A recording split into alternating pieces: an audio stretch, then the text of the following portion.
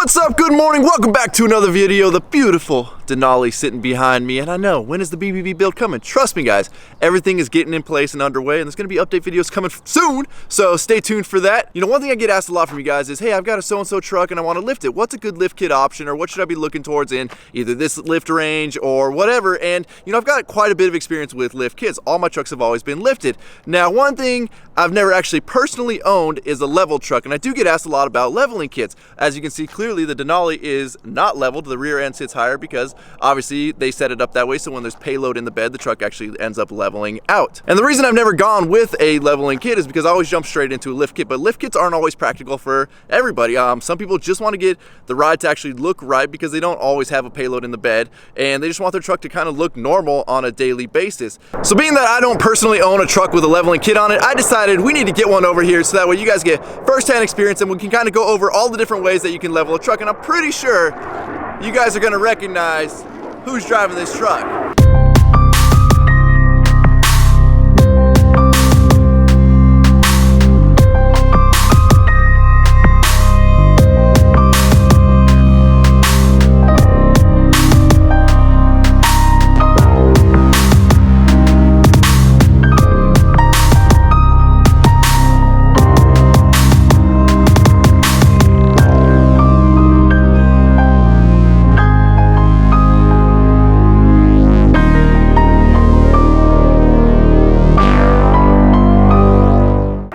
Blow it yet. Let's go over there and see who it is.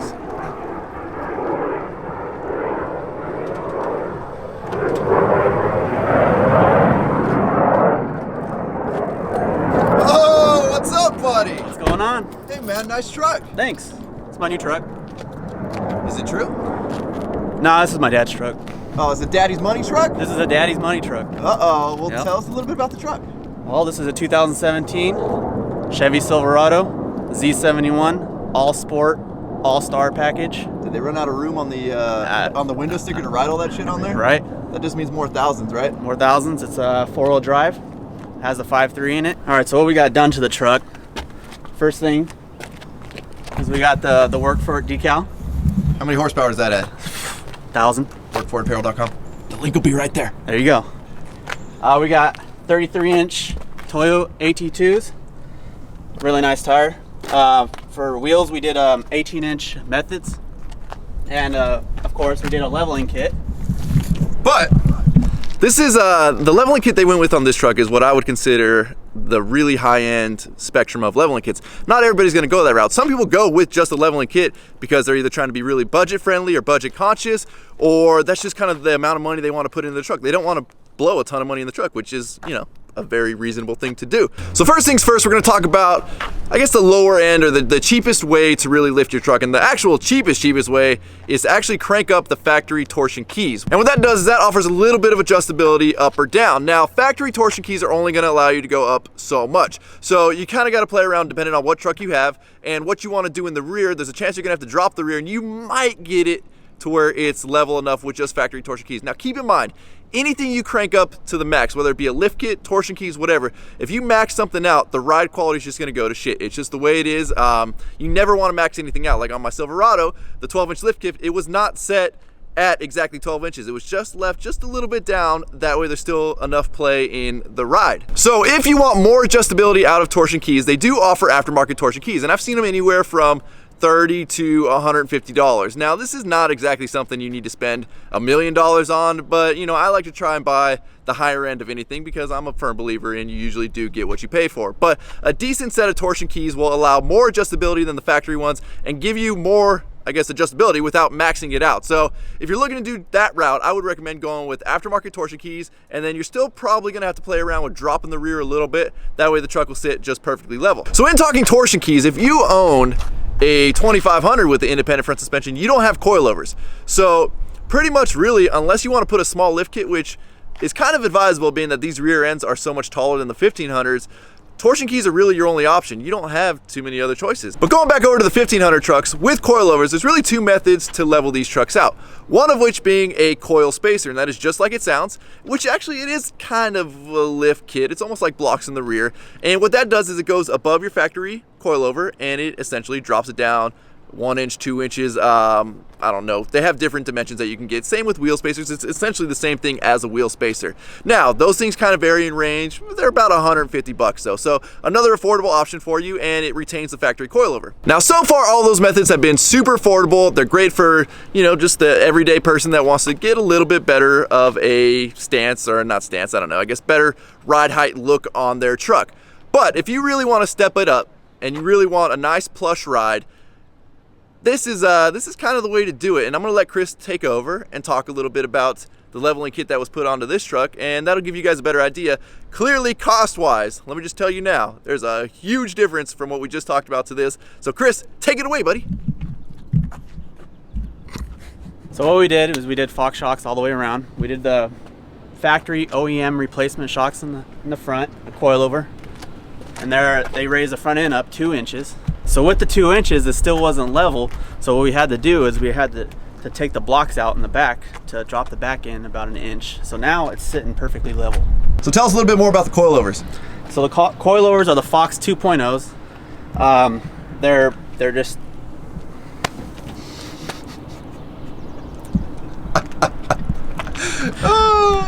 you gotta do it. It's not easy being Dmaxryno in front of the camera, is it, buddy? No. It's not easy. All right, okay. So don't put that on your mouth. No, here we go.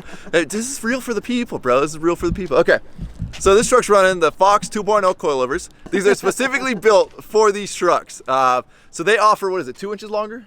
Yeah. So they are 2 inches longer than the stock coilover. So what that does is, in replacing that coilover, is you're no longer running a spacer. You have much more, I guess, travel. Not that much more, but the coilover itself and the spring and everything is longer. So there is a little bit more travel, which in turn makes for a much plusher ride. Now, that being said, this option is, what, a $1,300 option? For the front end, yes. $1,300 option just for the front end, not including the shocks in the rear. So clearly you guys can see the huge price difference. Now, where you're gonna notice that money is, like I said, it's gonna be in ride quality. So if you don't mind a little bit stiffer truck, then I would opt to save, you know, $1,150 and go with just spacers or torsion keys. But if you are really adamant about having a plush ride and you don't mind spending the money, this is the optimal setup right here. And I think it's time we take this thing for a ride so I can see just how plush it is, right? Let's do it. Wait, what? No. Wait. Yeah, buddy. All right. Oh, we got the bench seat. I've actually never been in this truck nor seen it in person. So now Chris's family is all like Mongoloid giants. Chris is the shortest one in his family at 6'3", 6'2" and a half now? No, 6'3". Okay, so we'll give him 6'3". What's your dad, 6'7"? 6'7". Dad's 6'7". His cousins are all 6'7", 6'6". 6'6". Chris is the shortest one in his family, believe it or not. So I'm actually surprised there's a front seat in this truck and he doesn't just sit in the back seat and drive it, but let's give this thing a whirl. So I've actually never been in one of the Chevy gas trucks. The only gas truck I've really been in is, Chris, put your seatbelt on, buddy. Chris is really the only gas truck that I drive. It's got the same engine though, so it's essentially the same truck. But I've also never been in, or at least I've never driven a leveled truck. So it'll be good to compare this to at least the ride of my stock 2500, which I'm gonna guess is obviously gonna be stiffer being that it's a 2500.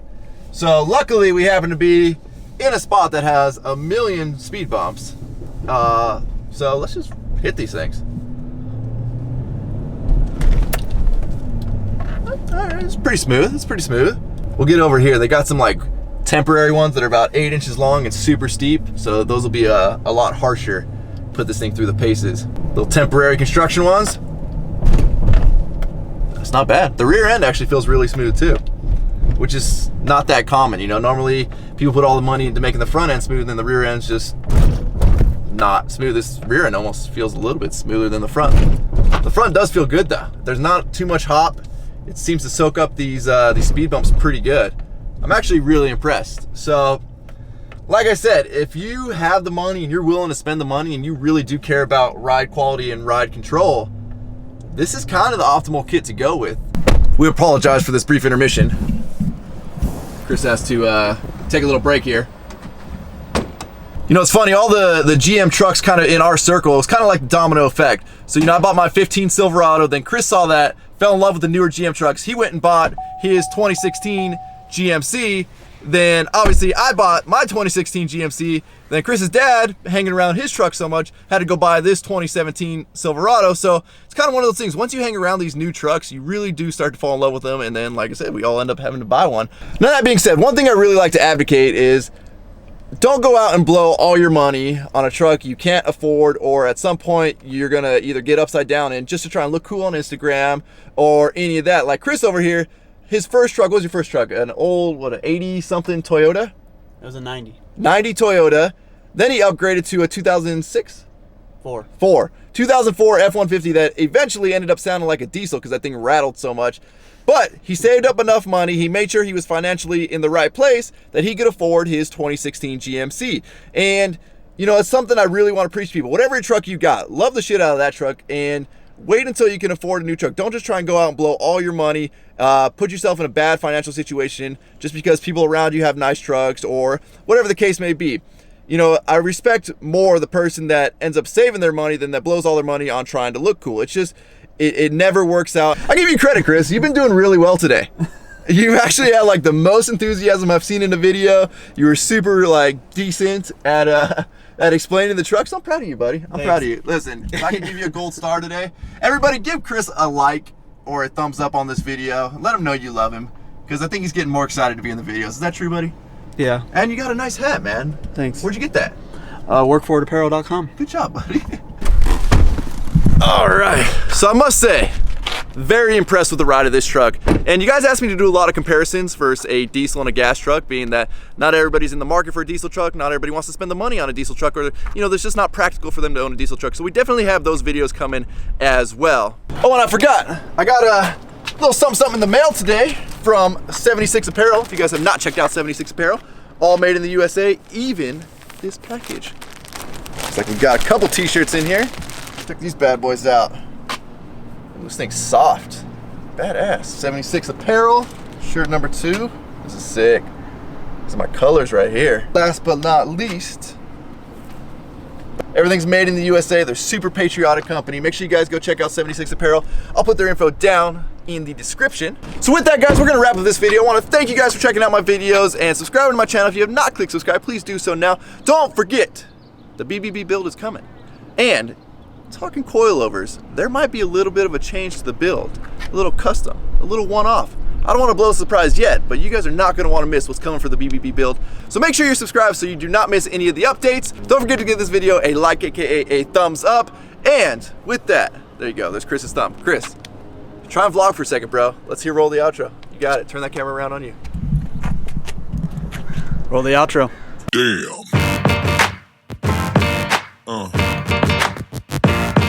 Yeah. Yeah.